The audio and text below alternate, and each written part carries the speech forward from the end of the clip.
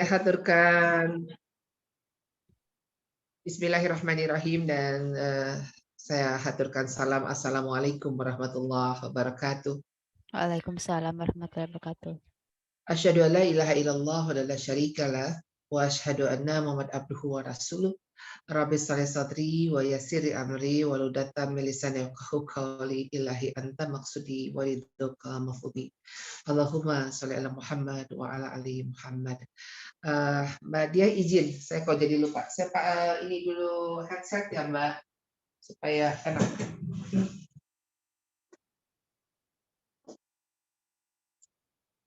Ya. Ini saya menyapanya apa? Muslimah Askia ya Mbak? Kajian Muslimah Atskiyah. Oh iya, oke, ya. Sebentar ya. Jadi kita akan ambil series tentang hati ini ya, karena memang tidak cukup kajian dalam 1 jam. Artinya pelan saja gitu ya. Kita tidak mengejar untuk menghabiskan slide yang pada siang ini, tapi kita akan lihat aja bagaimana apa namanya Allah akan menentukan kondisi ini gitu ya.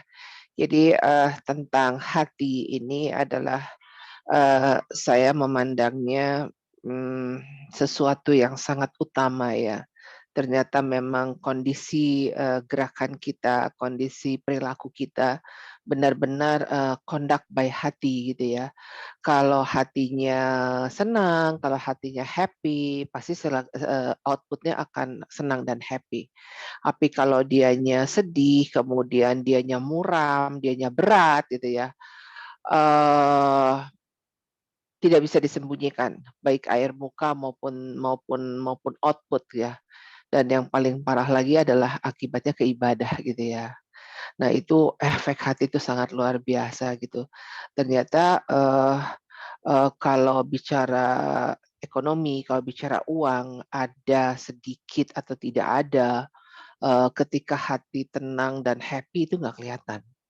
Tapi kalau hati, wah itu nggak bisa diumpetin deh. Nggak apa-apa kok gitu ya. Dari suara sama air muka nggak bisa diumpetin, nggak bisa dibohongin gitu ya. Wah ini luar biasa ini ya. Makanya ya kita ikutin ya apa yang kita sampaikan gitu ya. Yang pertama di slide yang kedua, basic daripada siapa operatornya Mbak Dia? Oke. Selalu menyampaikan tentang hati ini di Asy-Syu'ara di surat 26 ayat 28, 88, 89. Bismillahirrahmanirrahim ya. Yauma la yanfa'u malun wala banun illa man atallaha biqalbin salim, biqalbin salim. Jadi qalbin salim itu pembagian hati itu ada 3 ya. Qalbun salim yaitu hati yang selamat, hati yang bersih. Yang kedua itu adalah qalbun marid, qalbun yang sakit. Yang ketiga adalah qalbun mayit, qalbun yang mati gitu ya, mati hatinya gitu ya. Mungkin mudah-mudahan kita nggak sampai kepada kelas hati yang mati. Kalau qalbun salim ini adalah bukan idealnya, seharusnya gitu ya. Karena pasti daripada kita semua kan sudah mendaftarkan ya bahwa kita ini calon surga, benar ya. Nah, di calon surga itu nggak ada qalbun marid, yang ada qalbun salim gitu ya. Nah, makanya kenapa berseri, mudah-mudahan siang ini bisa tuntas walaupun tidak bisa tuntas detail gitu ya. Kita bisa ambil qalbun salimnya, yang kedua kita ambil qalbun marid. Ternyata kalau saya lihat, saya itu banyaknya di qalbun marid loh. Di qalbun salim nih baru knowledge gitu lah, baru pengetahuan. Ternyata tuh perilaku saya banyak di qalbun marid, qalbun yang sakit, iri hati, sakwa sangka gitu ya. Allahu Akbar ternyata ya. Nah, jadi salah satu dasarnya adalah surat Asy-Syu'ara ini ya. Jadi yaitu di hari harta dan anak laki-laki tidak berguna. Ini disebut anak laki-laki atau anak-anak gitu ya.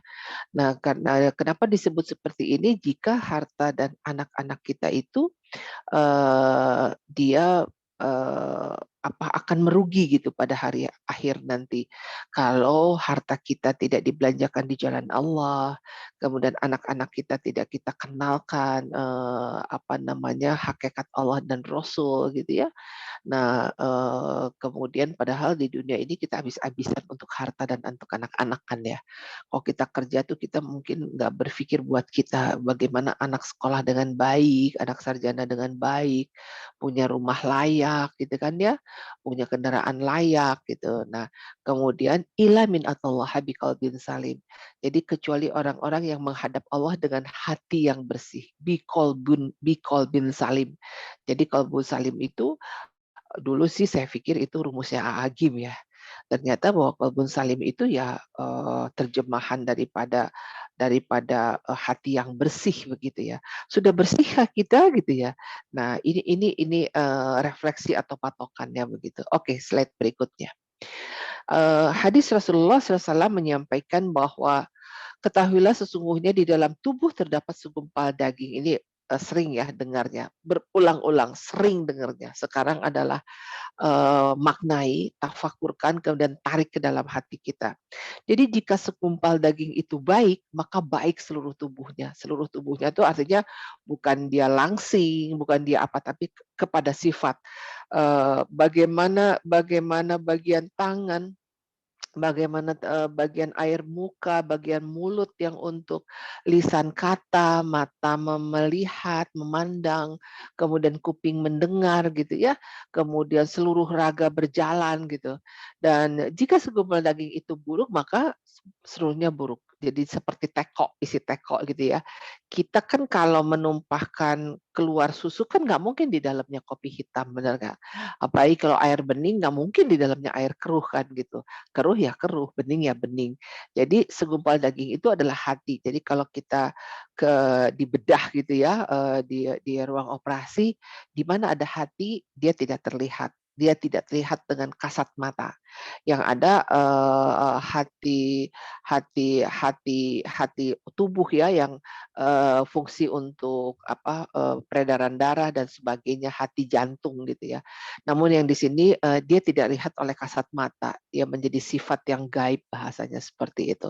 Ini dari hadis Bukhari Muslim. Jadi ingat bagaimana Rasulullah SAW ketika dalam asuhannya Ibu Sa'diyah ya, Ibu Halimah Sa'diyah, bahwa ketika dia sedang bermain dibelah oleh malaikat kemudian dicuci bagian hatinya gitu ya, kemudian dimasukkan kembali, artinya apa, dia disucikan seperti itu ya.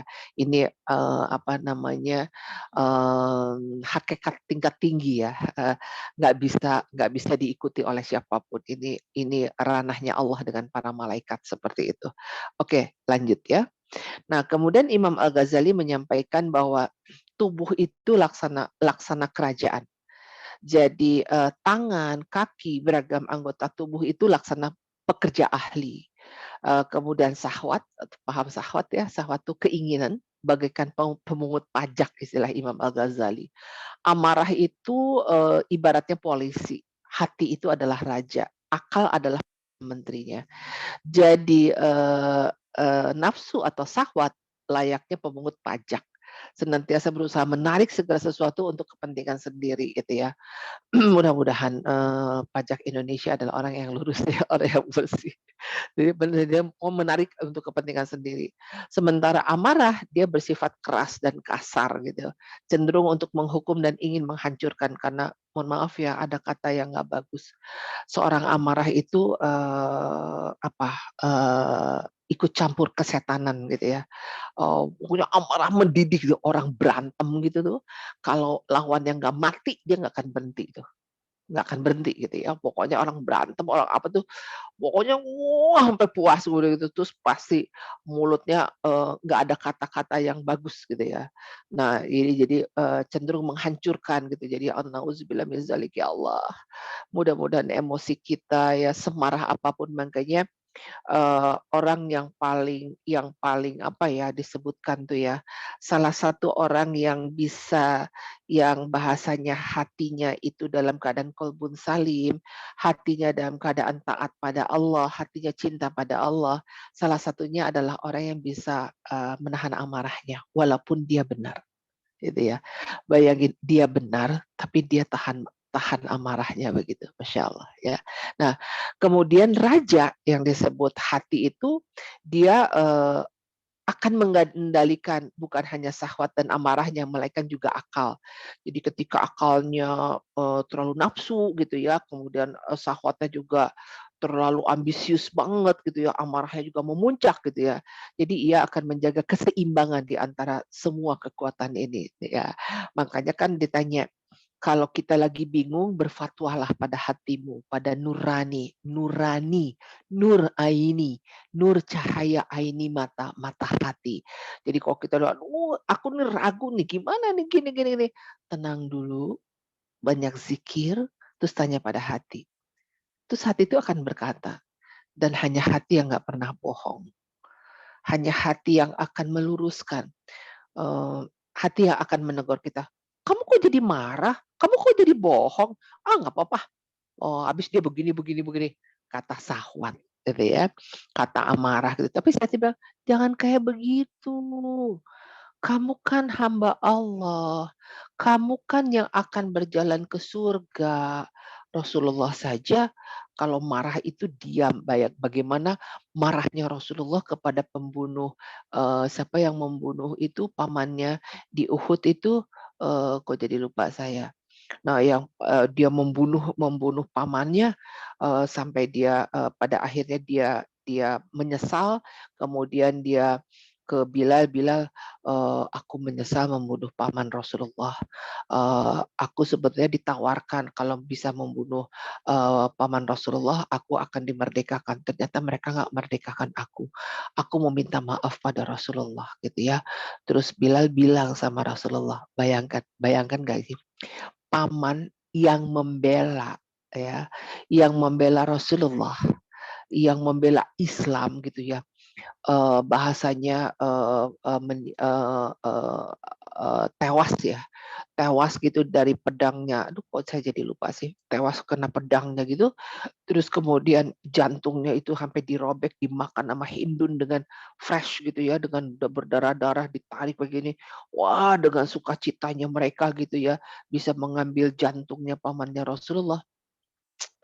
Eee, Rasulullah menyampaikan begini, eee eee, "Aku sedang bersedih, aku memaafkan kamu, tapi tolong setelah ini jauh dari aku belum belum mampu melihat wajahmu yang sudah membunuh pamanku." Coba. Kalau kita cincang juga nih orang gitu ya, eee, dong gitu ya, bayangin nggak sih? Terus kalau kita bicara amarah seperti ini, Allah tuh sebenarnya lebih lebih punya hak marah ke kita ya. Dikasih dingin minta panas, dikasih panas minta dingin, dikasih malam kok gelap, dikasih siang kok terang banget gitu ya. Apalagi dikasih makan kok aduh kenyang ya, ketika lapar nyari makanan gitu ya. Ya Allah gitu ya, kayaknya nggak ada syukur-syukurnya gitu ya. Terus apalagi males gitu ya, padahal minta surga, minta rezeki gitu ya. Tapi sholat juga courting gitu loh. Katanya mau deket sama Allah, dipanggil azan, nanti ke nanti gitu ya. Sebenarnya yang lebih lebih lebih berhak marah ke kita tuh siapa sih? Allah, ya kan? Apa aja salah di kita. Dikasih dingin kedinginan, dikasih panas kepanasan gitu ya. Masya Allah. Tapi apa ya? Allah nggak gitu tuh. Allah sabar tuh sama kita. Ya ini proses. Dia sedang belajar bagaimana menemukan aku dalam bijak kan gitu ya. Makanya Allah tuh Ghafurur Rahim gitu kan. Malu banget udah kayak gini kan. Nah, makanya disebut itu. Jadi raja itu adalah benar-benar yang menjadi kendali untuk kita gitu. Dari sini aja kita udah bisa refleksi ya. Sampai di mana kita mengikuti kata hati kita. Sampai mana kita selalu follower, apa kata hati kita gitu kan ya. Apakah dia dominan atau amarah kita dominan atau syahwat kita dominan. Orang korupsi itu dia bukan tenang loh. Hatinya juga bilang, nggak boleh kayak gitu, nggak apa-apa, mumpung gitu ya. Apalagi kalau dia udah membelanjakan sesuatu yang perlu modal banyak gitu, mesti balik gitu ya. Ya Allah, para apa ya, para ukhti yang dirahmati Allah Subhanahu wa taala, eee, ternyata yang disebut nurani itu adalah ketika ibadah kita mampu dengan kualitas, dia akan mentransfer ke dalam. Hati itu seperti tumbuhan. Kita bisa menyiramnya dengan sholat khusyuk. Kita bisa menyiramnya dengan tilawah-tilawah Quran kita. Kita bisa menyiramnya dengan zikir-zikir kita, dengan salawat kepada Rasulullah SAW. Kita bisa menyiramnya dengan hati kita yang senantiasa tersenyum karena bahagia hati kita. Sehingga kita bisa memberikan kepada sekeliling kita. Kita bisa menghargai sekeliling kita. Dan lama-kelamaan kita diberikan sama Allah hati yang sangat luar biasa. Kita bisa memaafkan orang sebelum mereka minta maaf. Ketika kita disakiti, kita nggak terlalu harus sakit hati. Kita paham orang banyak kekurangan sehingga dia tertutup untuk menyakiti kita. Tapi yang penting kita tidak menyakiti dia. Kenapa? Karena aku tidak ingin mendapatkan teguran dari Allah gitu ya. Jadi zikir la ilaha illallah adalah agar Allah senantiasa ada dalam raga kita dan kita tertuntun sehingga Allah menyampaikan pada malaikat, malaikat kanan, malaikat kiri. Andaikan hambaku berniat baik, tolong catat di kitab kanannya. Andaikan dia tidak terjadi berbuat, cukup satu. Andaikan dia berbuat, tambahkan. Tapi kalau hambaku niat jahat, jangan dulu dicatat di kitab kirinya. Kalau dia jalankan, baru kau catat dalam keburukannya. Lihat Allah, wait and see. Ya. Nah, kita sangat berharap bahwa raga ini gitu ya, pasti patuh sama Allah. Bagaimana tugas jari, bagaimana tugas mata, bagaimana tugas rambut, tugas telinga, tugas kaki, mohon maaf ya, tugas jantung, tugas ginjal, ya, tugas mulut mengunyah makanan, ditelan, dipisahkan ya, mana yang menjadi kotoran, mana yang menjadi darah bersih, darah kotor, dia keluar dalam menstruasi gitu kan, dalam BAB, dalam BAK gitu ya. Itu justernya Allah gitu ya. Jadi semua itu tunduk patuh, tinggal nafsu kita nih manusianya gitu ya. Nah, dengan kita mengenal ilmu apa saja yang bisa kita tuntun hati kita ini agar senantiasa lurus, hati nggak pernah belok, eee, tetapi rasa kita yang nggak nemu tuh gitu ya, kelurusan hati kita itu gitu ya. Nah, bagaimana membangun sensitiveness-nya, hati yang lurus yang kita punya di dalam itu gitu ya. Jadi dia nggak tertutup dengan syahwatnya, dengan maunya. Syahwatnya jangan dibaca seksual ya, syahwat itu nafsu, keinginan. Jadi, jangan sampai, kolbun maritnya yang tebal gitu ya. Karena, kalau kita lihat Asy-Syu'ara 89, "Illa man atallaha biqalbin salim," hanya orang-orang yang hati yang bersihlah yang bisa menghadap Allah. Kebayang nggak sih kita nggak bisa menghadap Allah gitu ya? Kenapa gitu, misalnya kayak sholat, kenapa nggak bisa menghadap Allah dengan khusyuk?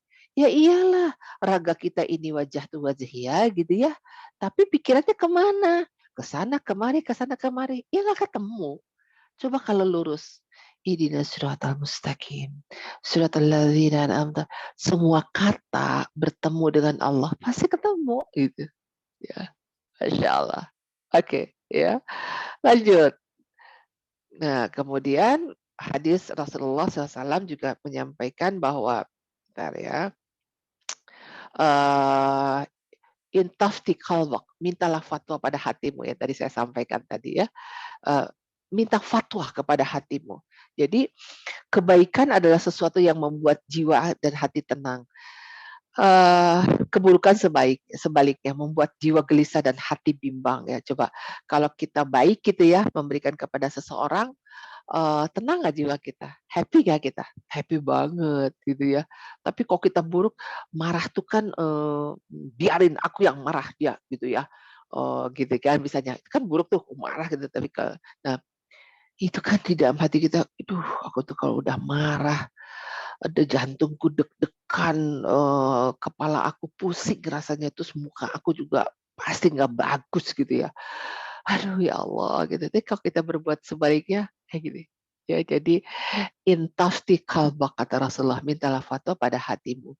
Nah sehingga, di hadis qudsi menyampaikan bahwa ini luar biasa nih hadis qudsi menyampaikannya ya, bahwa, next slide.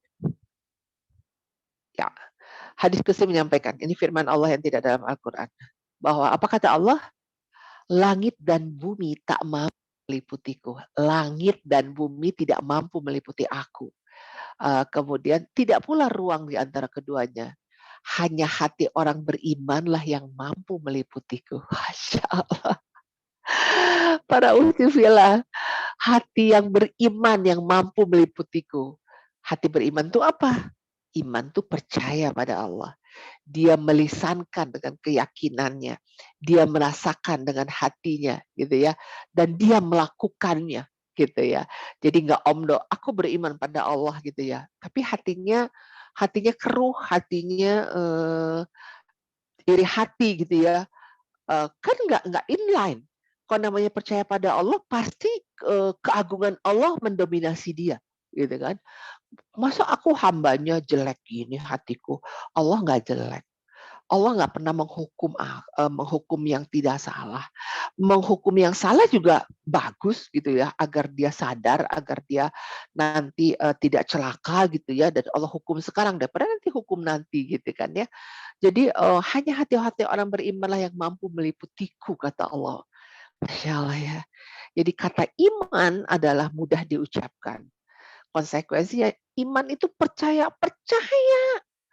Percaya dengan mulut dilisankan, yakin di hati, dan dilaksanakan dengan amal.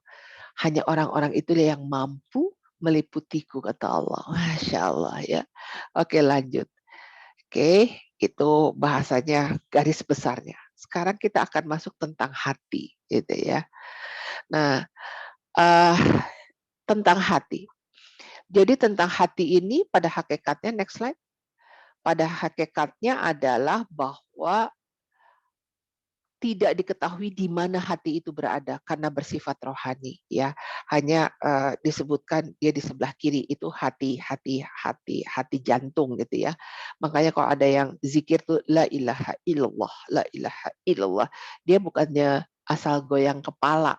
Pertama memang kayak takjub, kemudian bahasanya kayak ditransferkan ke dada kiri gitu ya. Diprediksi ada di sebelah kiri itu. Dan ia adalah titik tengah antara nafsu dan ruh nafs ya. Imam Al-Ghazali menyebutnya hati sebagai latifah rabbaniyah rohaniyah. Masya Allah, latif itu yang halus, rabbaniyah itu ketuhanan ruh gitu ya.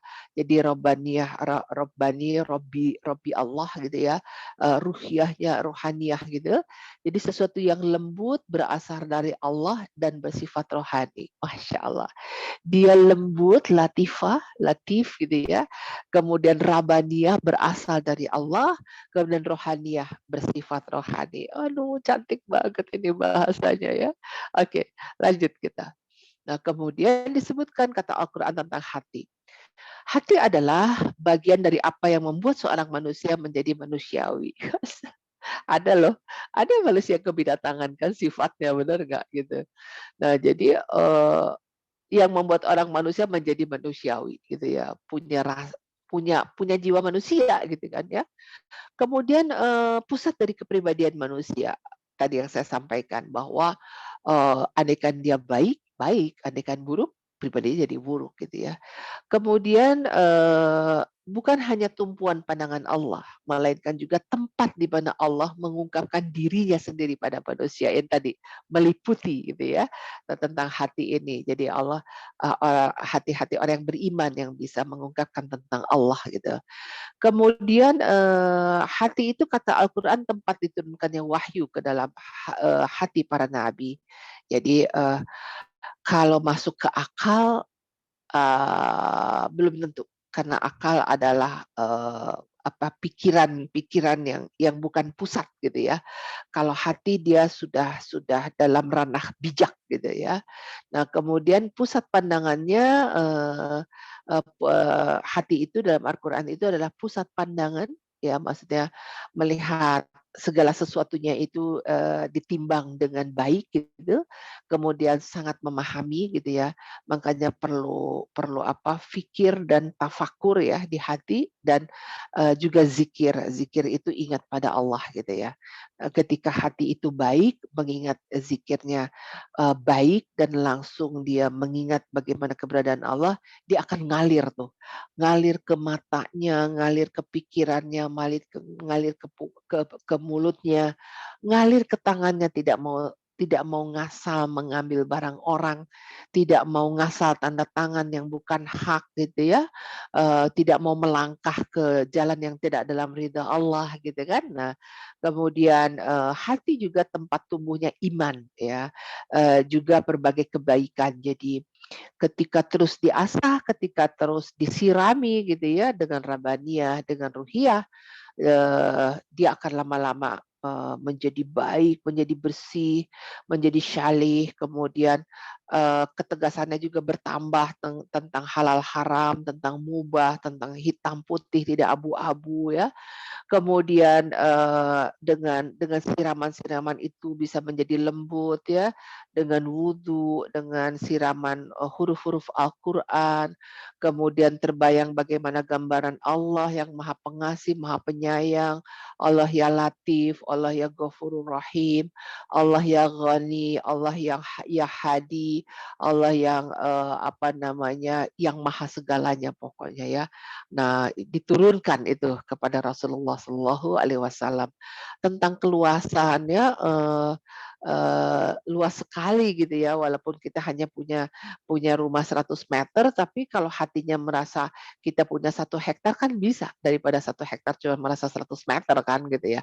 Kenapa? Karena mengingat Allah tuh optimisme, melihat Allah tuh tidak sempit gitu ya, malah bisa melanglang buana. Kita sekarang bisa bisa kuantum memikirkan hari ini kita sedang bersiap untuk nanti Allah datang menjemput kita. Setelah itu kita akan rehat dan kita akan ada dalam jannah firdaus ya kan, jadi kuantum. Nah, sebelum sampai kepada titik itu syaratnya apa kalau kamu mau mudah untuk bisa, lewat pada syirat Allah? Berbuat baik, taat pada Allah ya, dalam keselamatan ya gitu kan ya, kepada cinta kepada agama, cinta pada Rasulullah, cinta pada guru, cinta pada sesama, cinta kepada anak yatim gitu ya, dan tobat karena apa? Tidak ingin salah sedikit pun pada Allah gitu ya. Jadi, kalau hatinya keren gitu ya, pasti keren. Kalau hatinya butek, ya butek keluarnya. "Kamu kenapa sih bete banget?" Seperti nggak bisa dibohongin gitu, ya. Oke, lanjut, oke, kita coba ke surat Al-Hajj ayat 46 ya. Di sini, "Afalam yasiru fil ard." Dia kemudian disebutkan lagi, "Fatakuna lahum kulub." Ini kulub hati ya, kulubun. Ya'qiluna biha au azzanun yasmaun biha fa innaha la ta'mal absyar. Kemudian disebutkan lagi, walakin ta'mal qulub lati fi sudur. Maka apakah mereka tidak berjalan di muka bumi lalu mereka punya hati yang dengan itu mereka dapat memahami atau mempunyai telinga yang dengan itu mereka dapat mendengar. Karena sungguhnya bukanlah mata itu buta, tapi yang buta adalah hati yang di dalam dada.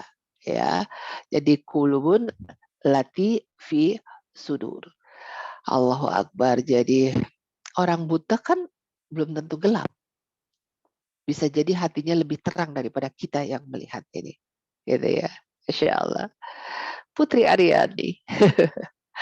Itu luar biasa ya. Gitu. Jadi kita kalah Al-Qur'annya dengan kita yang melihat bacaan Al-Qur'annya seperti itu ya. Luar biasa. Al-Hajj ya, tentang hati. Oke, lanjut. Nah, sekarang ini adalah tentang lapisan stasiun hati. Nah, lapisan stasiun hati ini ada 4. Yang paling luar itu namanya sadar atau bahasanya di dada ini ya. Kemudian ke dalam lagi itu namanya qalb, adalah hati. Kemudian lebih dalam lagi namanya fuad atau hati lebih dalam lagi, dan yang lebih inti terdalam namanya lub. Ya, ini lapisan stasiun hati bahasanya seperti itu. Oke, lanjut. Lanjut. Ini dilewatkan saja. Ya, oke, stasiun hati berikut. Nah, jadi lapisan yang pertama itu sadar atau dada ya, mewadahi cahaya Islam, praktek ibadah dan amal saleh. Jadi ini lebih kepada gerakan fisik ya. Jadi ibarat pinggiran dari rumah yang berbatasan dengan dunia luar gitu ya. Mungkin bisa digambarkan ini pagar gitu ya. Inti dari tindakan, kemudian tempat interaksi antara kepribadian dan alam spiritual. Jadi ini pelaksanaannya, interaksinya. Kemudian dapat mengubah kecenderungan negatif menjadi positif ya. Ini artinya stasiun hati di luarnya saja sudah bisa mengubah kecenderungan negatif menjadi positif. Oke, lanjut. Nah, kemudian yang kedua adalah lapisan kedua itu qalb. Ini hati yang mewadahi iman. Kalau tadi yang mewadahi cahaya Islam ya. Kemudian ini cahaya iman. Kalau Islam itu agamanya ya yang memberikan petunjuk. Ini iman. Jadi setelah faham ilmunya secara Islam dia mengimani. Nah, ini di lapis kedua. Hati yang mewadahi cahaya iman, kemudian ibarat rumah itu sendiri dikelilingi pagar dan hanya penghuni rumah yang bisa masuk di tatanan ini. Kemudian tempat pengetahuan yang lebih mendalam dan keimanan terhadap ajaran spiritual dan keagamaan murni. Jadi tempat pengetahuan yang bahasanya lebih advance gitu ya, dan terhadap keimanan, terhadap ajaran spiritual, terhadap ajaran agama yang eh, murni itu artinya ya intinya seperti itu. Dan kemudian tempat kesadaran akan kehadiran Allah. Kalau tadi adalah tempat negatif menjadi positif. Di level 2 ini, di lapis 2 ini adalah tempat kesadaran akan kehadiran Allah gitu ya. Ukhtifillah, kita dalam lisan percaya ada Allah ya. Tapi satu waktu kita kadang lupa bahwa Allah ada. Misalnya apa? Misalnya masalah uang. Aduh, eee, gimana ya, rezekiku seret banget gitu ya. Kita tuh gelisah banget, sakit perut. Aduh gimana nih gitu ya. Kita lupa bahwa Allah tuh pemberi rezeki. Eee, ya kenapa kita tidak konsul saja sama Allah, "Rob, maafkan aku, eee, rezekiku tipis sekali dan ini tidak cukup. Maafkan kalau aku salah membelanjakannya. Tapi kalau memang dalam kekurangan, Engkaulah yang mencukupkannya dan rezeki adalah darimu." Gitu ya. Andaikan terjadi apa-apa, misalnya PHK kantor, reduce project atau apa gitu, kadang kita menjadi collapse, kadang kita menjadi drop karena project. Sesungguhnya adalah rezeki dari Allah kan, sesungguhnya. Nah, ini adalah disebutkan. Kesadaran ini kadang kita lupa bahwa Allah tuh ada. Dalam problem juga gitu. Dalam disakiti orang juga gitu. Aduh, kenapa ya? Itu orang songong banget ya nyakitin aku gitu. Kalau ingin kalbun salim, istighfar, ya Allah, jika aku salah pantas aku ditegur dengan kejadian ini. Jika aku benar kuatkan aku dan berikan petunjuk kepadanya. Allah, tolong bersihkan ia dari hatiku. Jangan aku membenci walaupun aku harus membencinya. Jangan aku marah walaupun aku harus marahnya. Aku tidak ingin Allah. Aku sangat ingin adalah hanya dihiasi dengan hati menujumu. Tolong hanya itu Allah. Jangan pernah hatiku terisi dengan sesuatu yang tidak perlu untukku menujumu, gitu ya. Keren banget. Sebut itu. Dikasih sama Allah. Dikasih sama Allah. Ini teori. Jangan percaya. Karena baru bisa percaya setelah kita melakukannya. Ini teori. Nggak bisa yakin. Karena harus dirasakan. Coba deh. Masya Allah. Ya Rob. Bukankah tidak ada satu daun jatuh seizinmu? Dan ini pun pula. Jika aku salah, maafkan Allah. Jangan menjadi penghambat aku untuk berbuat baik kepadamu. Tapi jika aku benar, kuatkan aku Allah. Dan beri petunjuknya apa yang harus aku lakukan. Aku harus bicara apa kepada mereka ya Allah. Jangan pernah mengganggu, apalagi mengganggu ibadahku. Aduh, lihat. Wait and see apa yang Allah akan berikan. Mau ke umroh, mau haji, aduh. Ini mabrur nggak ya? Lancar nggak ya? Udah saatnya pasrah. Belum tentu apa yang direncanakan lancar. Dan belum tentu yang kita takuti terjadi. Gitu. Ada saatnya bahwa kita berpasrah setelah ikhtiar maksimal. Gitu ya. Oke, lanjut sedikit. Nah, jadi tempat kesadaran dan akan kehadiran Allah. Oke, sekarang lapisan ketiga.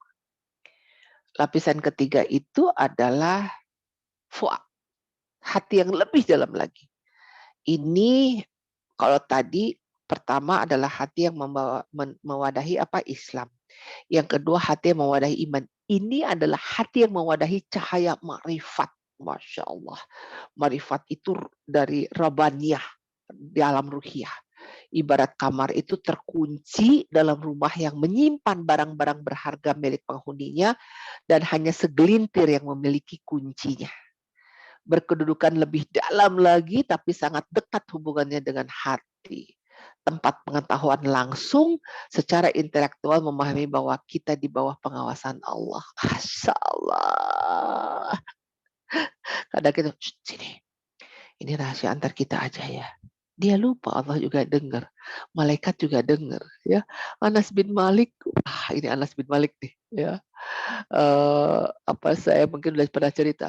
Kalau dia mungkin kamar mandi di sana tidak tertutup kayak kita, terbuka gitu ya, kayak box-box gitu. Kemudian Anas bin Malik tuh kalau buang hajat gitu ya, nongkrong kan, kemudian kepalanya tuh ditutup sama dia. Hei Anas, kamu ngapain? Terus kata Anas bin Malik, aku malu sedang nongkrong, aku dilihat Allah. Masya Allah. Ini nih, secara intelektual bahwa Allah tuh mengawasinya. Bayangkan kita nggak sih? Ya, kita udah sampai di sini nggak sih gitu ya, diawasi sama Allah gitu. Stasiunnya tuh yang di level fuad gitu ya. Di level kalbi kayak kita aja ya.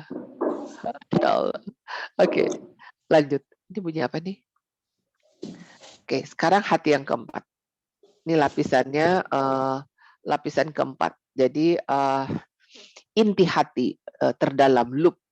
Hati yang mewadahi dua cahaya, cahaya kesatuan dan cahaya keunikan. Apa itu merupakan dua wajah Allah? Bukan wajah-wajah seperti kita ya, gitu ya. Kesatuan unik itu apa? Ya unik ya, hanya Allah yang tahu gitu ya. Nggak bisa kita menentukan kan. Segala sesuatu tuh nggak bisa kita tentukan. Walaupun kita mengandung dari benih kita, kan nggak bisa bagaimana rupa bayi yang akan dikeluarkan. Bagaimana Allah. Mau lengkap jarinya, mau lengkap jantungnya, mau lengkap kakinya, gitu, hidungnya gitu ya. Sempurnakah? Nggak ada yang tahu. Gitu kan. Kemudian dapat merasakan kehadiran Allah dengan sangat jelas. Seakan-akan melihat Allah di hadapan kita ya. Uktifillah, kita sholat aja kan menghadap Allah ya. Belum tentu kita melihat Allah di hadapan kita kan. Kalau pikiran kita kemana-mana. Tapi kalau kita khusyuk, kita sudah menghadap kiblat pusat Allah, kita sudah wudhu mensucikan, dan kita sudah berniat lillahi ta'ala, kita ketemu tuh. Allah sedang mengawasi aku, ya hayu ya qayyum, gitu kan. Ini wajah tu wajhiya lillazi fadras sama gitu ya. Tapi kalau kesana kemarin melayang, tiba-tiba ruku, tiba-tiba tahiyat, kita nggak mampu tuh melihat Allah, benar nggak? Yang ada rasa kita ringan banget. Coba kalau kita bisa dari awal, Allahu Akbar. Bener loh. Hati mengakui, Allah tuh akbar sekali. Itu energinya. dalam itu, ya berat rasanya, berat, apa izati gitu ya, nggak ringan gitu ya. Nah seperti itu. Kemudian dapat merasakan kehadiran Allah dengan rasa sangat jelas seakan-akan melihat Allah di hadapan kita. Dan memasuki wilayah yang sangat luas berada di luar jangkauan kata-kata teori dan pemikiran. Jadi gini, Allah sesuatu yang tidak mungkin dengan kemampuanku, tapi mungkin dengan kuasamu. Allah, masalah aku rasanya tidak mampu diselesaikan dengan aku sebagai manusia. Tapi Engkau yang maha mencipta langit dan bumi, serta segala sesuatu yang ada di dalam bumi ini, termasuk hamba ciptaanmu. Allah, segala sesuatu, tidak hal yang mustahil bagimu, tidak ada hal yang mustahil bagimu. Allah, tolong Allah, mungkinkan kami begini, begini, begini. Semoga Engkau ridho. Gitu ya. Masya Allah. Jadi memang Allah Asmaul Husna itu di luar jangkauan kita. Kok bisa gitu? Satu jagung bisa jadi berapa jagung lagi gitu. Cuma nanam berapa padi bisa jadi berbulir gitu ya. Dari hanya air mani menjadi kita yang segede gini gitu. Masya Allah. Ya, Mbak Diah ini sudah jam 1 sayang. Kita udah selesai jam berapa?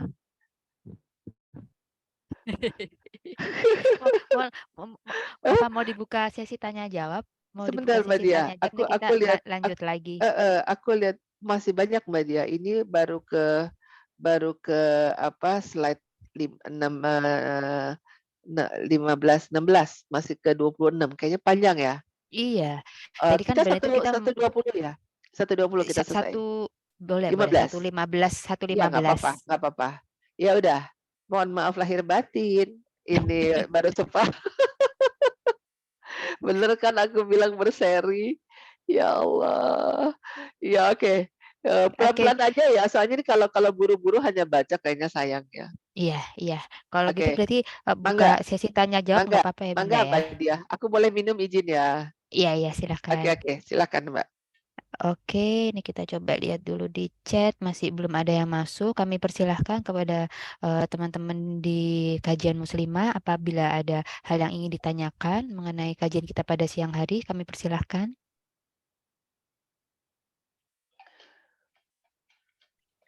Nggak ada yang tanya. Boleh open mic ya, boleh open mic ya.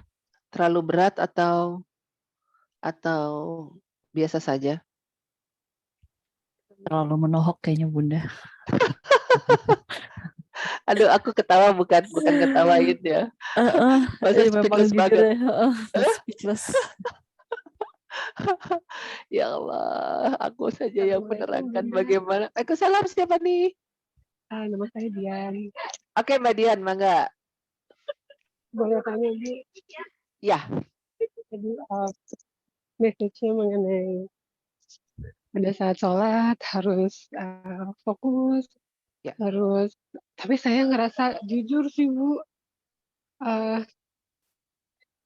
PR banget gitu ya kadang-kadang. Apalagi kalau di kantor gitu, kadang-kadang pikirnya di jasadnya tuh yang sholat saya ngerasa. Tapi sebenarnya yang harus kita lakukan, Bu, supaya kita bisa tinggalin itu semua, terus lebih fokus. Terus apabila misalnya Bu pada saat kita sholat terus kita kan kemana-mana kadang sering lupa juga gitu, terus baiknya kalau sedang itu Iya. berapa ya, itu baiknya kita lanjutin atau kita batalin terus sujud sahwi. Terus kalau boleh Bu diajarin sebenarnya sujud sahwi yang paling benar tuh gimana sih Bu cara melakukannya Bu? Gini, karena ini kita lagi ngebahas bab hati ya, Mbak Dian. Tapi saya jawab Bismillahirrahmanirrahim gini. Ini buat pengurus ya, juga buat saya. Kita jadi sekarang ini, kalau boleh kajiannya adalah kembali ke dasar dulu. Kembali ke dasar dulu karena untuk bisa mendapatkan sholat khusyuk kan perlu ilmu, betul nggak? Dari ilmu menjadi kesadaran, dari kesadaran kita akan memperbaikinya. Lalu apa dasar yang nanti akan ketika kita berakhir di dunia ini, apa yang akan dihisap oleh Allah? Bukan hartanya kan, bukan zakat sedekah kita kan, tapi sholat. Gitu. Nah, kenapa sholat yang dibahas gitu? Karena dari sholatlah semua akan berubah, gitu kan. Nah, sholat dengan hati yang qalbun salim itu akan mudah dengan khusyuk, gitu kan bahasanya. Nah, jadi adalah sholat jika belum kafah gitu ya, belum benar, balik lagi loh. Kita mesti belajar dari dasar. Apa sholat? Bukan sholat subuh 2 rakaat, zuhur 4 rakaat, bukan itunya. Tetapi tentang ruhnya, tentang esensinya, gitu ya. Mengapa saya bilang bahwa parah banget nih sholat saya gitu ya, misalnya. Saya menemukan sekali tuh, saya waktu Zoom COVID, saya ngisi di Medco nggak ya tentang sholat. Ada bab Iya, ya, iya iya kayaknya. kan? Iya ya Mbak Diah ya. Iya, Ingat nggak yang ada bab sholat yang ketika kita keputus pikiran kita, kemudian keputus sholat kita di Allah gitu kan. Kemudian ada nggak sholat kita di Allah zuhur tanggal sekian? Belum tentu kan. Berarti kan nggak lengkap, bener nggak? Nah, bab-bab itu yang kita harus tahu gitulah, sehingga bagaimana menghormati Allah adalah menghormati sholat kan gitu. Ya kan? Jadi sholat di awal waktu dengan pakaian yang apa ya, yang menghargai sholat, menghargai Allah gitu ya. Nah, jadi kesadaran itu akan membuat menjadi lurus gitu. Nah, kemudian apa yang membuat kita nggak khusyuk? Apa yang kita menjadi lupa? Satu adalah kitanya sendiri lemah gitu ya. Lemahnya kenapa? Mendudukan sholat yang utama nggak? Kalau nggak utama asal aja, udah zuhur udah gitu dah. Sampai di mana kualitasnya? Kan gitu ya. Kalau kualitasnya dari 1 sampai 10 ada di posisi mana gitu kan. Nah, kemudian aduh masih di posisi 2. Kan istighfarnya ampun-ampun ya Allah. Ini zuhurku di posisi 2 gitu kan ya. Nah, terus pelajari tentang kehusukan, tentang tepat waktu, apa di dalamnya dan sebagainya. Itu lama-kelamaan Mbak Dian, eee kita akan menyadari dan itu akan pengaruh. Yang kedua adalah setelah ilmu adalah menyadari gitu. Kan, saya lupa ya, kayaknya hadis deh, hadis ya. Kan, ketika azan, setan lari, kemudian dia masuk lagi, gitu ya. Kemudian iqomat dia lari lagi, dia masuk lagi. Setelah itu dia masuk untuk memutus kita. Nah, karena kita tahu bahwa kita lemah dari setan, karena setan itu kan nggak kulonuan masuk kita sep aja. Tiba-tiba, oh iya ada ide, dapat idenya di sholat gitu ya. Oh iya, dapat menu makanan di sholat gitu ya. Oh iya dapat ide aku mau pakai baju apa di sholat. Oh iya kayaknya kunci yang aku cari kayaknya ada di sini di sholat gitu kan. Nah, dia ngerti banget tuh apa yang kita mau. Sehingga kita mengadu pada Allah kan, Allah aku ini lemah. Tolong Allah jangan biarkan diriku kepada diriku. Jangan kau serahkan diriku kepada aku yang lemah ini. Tolong Allah pagari aku dari setan. Baca tuh bab tentang setan. Kan dia nggak mau sujud pada Nabi Nabi Adam. Kenapa kamu nggak mau sujud? Ngapain sujud kalau engkau yang membuat dari tanah, aku kan dari api gitu ya. Kamu keluar. Baik karena engkau mengusir aku, tapi tolong tunda aku dan izinkan aku mengganggu hambamu. Kata Allah boleh. Silahkan kecuali hamba-hambaku yang mengikatnya pada aku. Gitu. Nah, kita mengikat pada Allah gitu. Rob, aku ini lemah sekali. Gampang sekali itu makhluk ini mengganggu aku. Tolong jangan biarkan lemah ini. Tolong kuatkan aku. Terus minta sama Allah. Ya Allah hancur nih sholat. Ya Allah nih aku. Terus aja ngadu. Emang kita belum mampu. Lama-kelamaan ada titik paling tidak perbaikan. Dari 1 ke 1,5. Mudah-mudahan sampai ke di level 7. Gitu ya. Terus aja. Terus ingat gak sih waktu zaman kita belum bersyari'i baju. Mungkin kita pakai rok mini kan, pakai tank top kan gitu loh. Nah itu kan maju gitu ya. Sholat yang tadinya ngasal sekarang di awal waktu gitu ya.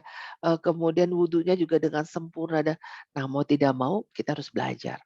Kalau tadi ditanya, kadang lupa gitu ya, ambil rakaat yang rendah gitu ya. Jangan di cancel, belum tentu diulang khusyuk, ya kan? Ambil yang terendah, kemudian pas sujud akhir ya lakukan sujud sahwi ya, bahwa mohon ampun pada Allah. Ya, engkau yang tidak pernah lalai, tidak pernah tidur dan sebagainya.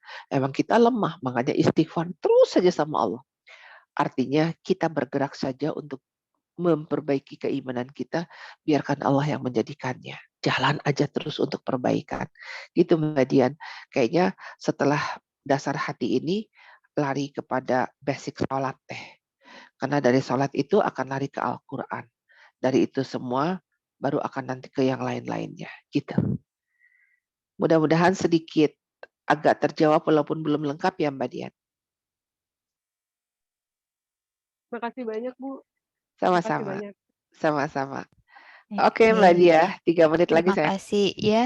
Yes. Selain Mbak Dian, mungkin ada yang ingin bertanya?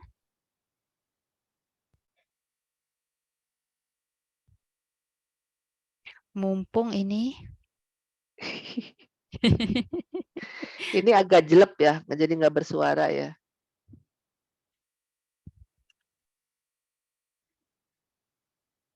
Halo semuanya. Ya. Assalamualaikum.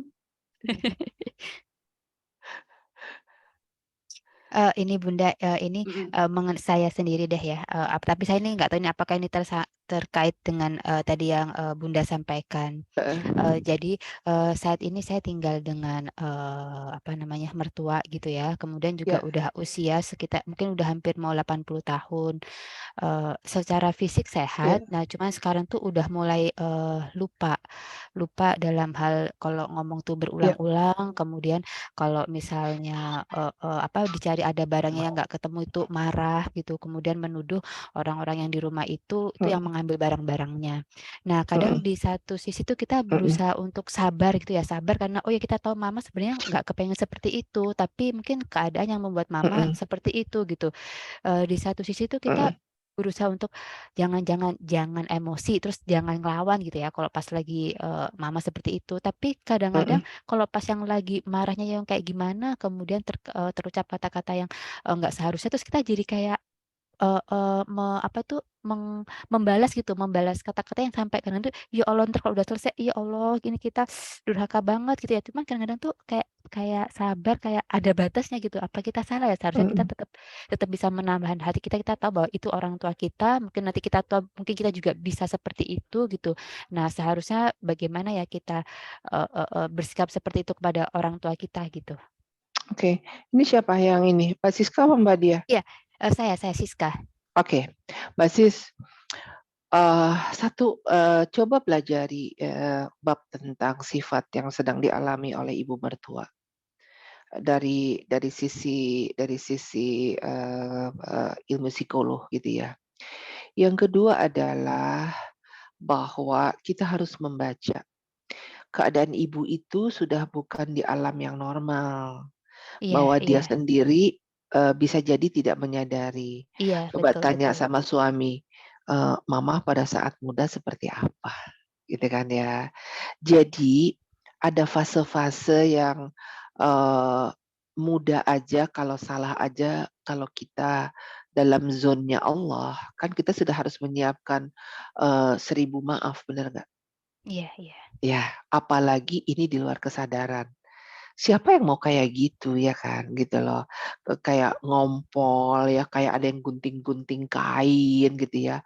Dan ini adalah di luar kesadarannya gitu. Nah, kemudian dalam hal kedua ini bahasanya bisa nggak tidak dimasukkan ke hati. Iya. Kita masukkan adalah pemakluman gitu ya. Nah, kemudian setelah itu adalah bahwa balik lagi nih, keadaan orang tua disajikan ke anak itu kan juga qadarullah, benar nggak? Iya. Artinya Allah juga sedang menguji. Kamu itu merawat orang tua itu hanya memilih ketika yang enak-enak aja gitu ya. Dalam kayak begini, mampu nggak sih hati kamu juga enak? Kebayang nggak sih Mbak waktu kita masih kecil, kita orang tua lagi makan gitu, terus tiba-tiba kita pupuk nih si bayi. Iya. Mm-mm. Iya nggak sih? Bisa jadi muntah di badannya gitu kan ya. Tiba-tiba yang, oh pokoknya nggak mau, gitu, loncat sana, loncat sini. Itu ya Allah, kalau nggak punya jiwa seorang ibu, bener nggak? Memang jiwa ibu tidak bisa berbanding dengan jiwa anak. Anak sempit, kalau ibu luas, ya kan? Gitu loh. Jadi bahasanya, mohon maaf banget ya kalau ibarat. Kalau orang tua itu kan ngedoainnya luas, bener nggak? Untuk Iya, tumbuh kembang. Kalau anak, sabarlah, bentar lagi juga diambil Allah, sempit nggak? Ya kan? Nah jadi dari itu semuanya, ambil yang paling puncak Mbak Siska. Apa itu Mbak? Kapan lagi merawat orang tua? Dia itu kunci surga. Kunci surga kan nggak bisa memilih ibu yang manis. Nggak iya, bisa memilih ibu yang ngeselin. Bagaimana takdir Allah? Nanti Mbak, kalau udah meninggal, mau cium tangan siapa? Nggak bisa tergantikan namanya ibu. Mau minta doa dari siapa? Walaupun dia nggak ngejawab. Yang ada cuman pusara. Itu juga iya kalau kita tiap minggu mengunjunginya. Ya kan? Jadi Mbak Sis, ajak bersama keluarga. Kita paham aja. Kita juga nanti tua belum tentu lebih baik daripada ini. Minta sama Allah ya Rob. Ini kesempatan kami berbakti padanya. Kami pun juga sudah menyusahkan ia selama hidup. Jangan-jangan doa kami sukses pada hari ini adalah doanya. Sekarang kau sajikan dalam bentuk yang mungkin tidak yang kami senangi. Tapi Allah, itu semua rahasiamu. Dan ini adalah jalan surga bagi kami. Itu yang dibesarin, Mbak. Jadi kalau lihat iya, orang jelek, Mbak, lihat bagusnya, Mbak. Jadi ketutup. Tapi kalau lihat, lihat karomahnya. Coba, Mbak. Besar karomahnya atau besar keselnya? iya, iya. Iya kan? Dan itu mohon maaf lagi, Mbak. Jangan sampai dikipas oleh makhluk kiri. Kamu kesal dong. Masa orang tua kok kayak gitu nggak masuk akal. Mulai nih Mbak, mulai nih kayak hati yang sedang kita bahas gitu kan. Aduh, Iya, aku iya. neranginnya mau nangis sama Mbak Siska. Asli. Ya karena tadi yang apa yang Bunda Carang apa sampaikan tadi Heeh. tadi kayak aduh jangan gitu kan jangan sampai melawan gitu kan itu kan surganya suami saya Iya, gitu kan terus kan benar, benar, jangan deh jangan sampai kita emosi gitu kan misalnya saya benar, udah nggak ada mama itu ya itu saya anggap mama benar, saya sendiri gitu kan cuman dia kadang-kadang tuh pas lagi kita mungkin lagi banyak pikiran kerjaan di kantor lagi banyak tuh jadi tersulut itu langsung kayak jadi ingin ngelawan gitu aduh, cuman jadi kan kalau udah kejadian jadi kita nyesel gitu. banget. Jadi jangan sampai itu setan tepuk tangan. Ore, berhasil aku. Dia bentak gitu dah gitu. Ya tuh ya Rob jangan sakiti ibuku ya Allah tidak seberapa. Ingat nggak ada perkataan walaupun daging akan makan daging badanmu kau potong jadi sate buat ibumu gitu nggak akan pernah itu bisa terbalaskan. Aduh, pokoknya ingat itu diperbesar. Ingat diperbesar apa birrul Ya walidain ya biru walidain gitu. ya. Gitu Mbak. Terus Mbak berjuang Mbak beneran. Waktu kita ibu atau kita yang lebih duluan diambil sama Allah. Iya kita kan Jangan nggak tahu ya. iya, jangan semuanya menyesal gitu Mbak. Iya iya. Oke, sudah Oke, terima 1:20 nanti kasih, aku terima salah. kasih. Apakah dari rekan-rekan ada yang ingin bertanya lagi? Oke, Oke, silakan. sepertinya ini juga chat masih kosong. Ya udah Siap. Ustazah, mungkin kita tutup kajian kita Ya, pada siang hari ini. ya, Nanti kita lanjut di makasih. series yang kedua. Tapi Mangga. kita tolong apa namanya ditutup dengan doa, Ya, Bunda. oke, baik. Oke. Ya, mangga, Mbak. Oke. Al-Fatihah. A'udzubillahi minasyaitonirrajim. Bismillahirrahmanirrahim. Alhamdulillahirabbil alamin. Arrahmanirrahim. Maliki yaumiddin. Iyyaka na'budu wa iyyaka nasta'in. Ihdina siratal mustaqim. Siratal ladzina an'amta 'alaihim ghairil maghdubi 'alaihim waladdallin. Amin Allah. Allahumma sholli ala Muhammad wa ala ali Muhammad. Allahumma sholli ala Muhammad wa ala ali Muhammad. Allahumma sholli ala Muhammad wa ala ali Muhammad. Astaghfirullahaladzim allazi la ilaha illallah al hayyul qayyum wa atubu ilaih. Astaghfirullahaladzim allazi la ilaha illallah al hayyul qayyum wa atubu ilaih. Astaghfirullahaladzim allazi la ilaha illallah wal hayyul qayyum wa atubu ilaih. Wahai Allah yang maha menatap kami. Wahai Allah ya Hayyu ya Qayyum yang tidak pernah tidur mengurus kami. Wahai Allah yang menciptakan langit dan bumi serta isinya. Yang juga termasuk Engkau menciptakan hamba ya Allah serta kehidupan kami. Duhai Allah, betapa kami ini lemah ya Allah. Maafkan ya Allah. Syahwat nafsu kami masih mendominasi diri kami. Maaf ya Allah, keinginan yang tidak terkontrol yang mengabaikan keridhaan-Mu. Maafkan kami ya Allah. Duhai Allah, terima kasih atas kajian pada siang hari ini. Tuntun hati kami menuju-Mu ya Rabb. Kami berlindung dari kelemahan hati kami, dari godaan setan yang sangat merugikan kami. Yang sangat-sangat dia ya Allah, tidak menginginkan kami solehah kepadamu. Duhai Allah, dengan Kau serahkan segala sesuatunya pada diri kami. Kami ini lemah ya Allah. Kadang kuat, kadang lemah. Allahu Akbar. Tolong Allah, hadirlah Allah senantiasa pada diri kami. Tolong Allah, ingatkan kami Engkau ada lebih dekat daripada urat leher kami. Kuatkan rohani kami, kuatkan spiritual kami ya Allah, sehingga jiwa raga kami Engkau mampukan menjadi solehah kepadamu, solehah kepada Rasul-Mu, solehah kepada Al-Quran ya Allah, solehah kepada agama yang Engkau berikan pada kami. Duhai Allah, berikan hati yang selamat pada kami, agar seluruh raga ini mampu tunduk patuh padamu ya Allah. Bersihkan segala sesuatu yang tidak Engkau ridhoi dalam jiwa raga kami ini. Tuntun segala aktivitas kami, tuntun lisan kami, tuntun mata hati kami, tuntun buah fikir kami, tuntun pendengaran kami, tangan kami, kaki kami, dan seluruh jiwa raga kami ya Allah, darah kami, urat syaraf kami ya Allah, jantung kami, dan segala sesuatu ya Allah. Berikan kesempatan kami memperoleh rizki yang halal dan thayyib, agar ia mampu kami konsumsi dan dapat membuahkan, menghasilkan segala jiwa raga yang syalihah. Allah, bantu kami menjaganya. Bantu kami selamat untuk dapat berjalan dalam idina siratul mustaqim.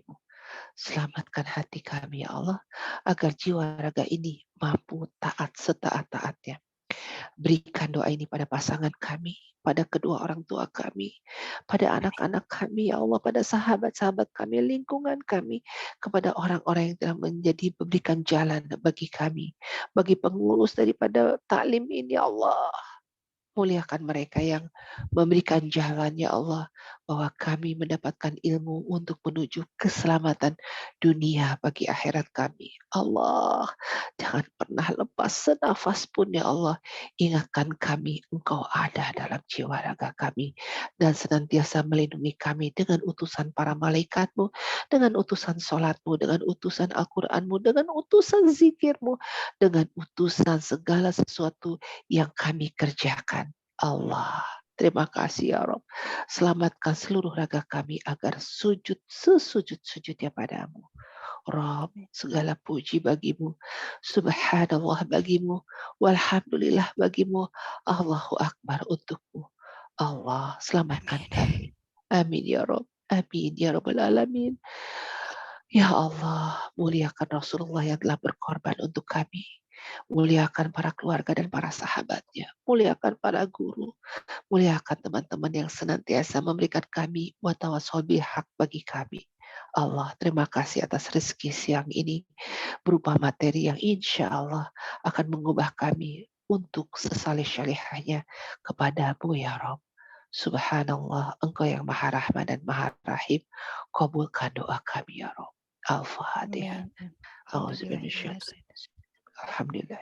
Bismillahirrahmanirrahim. Maliki yaumiddin.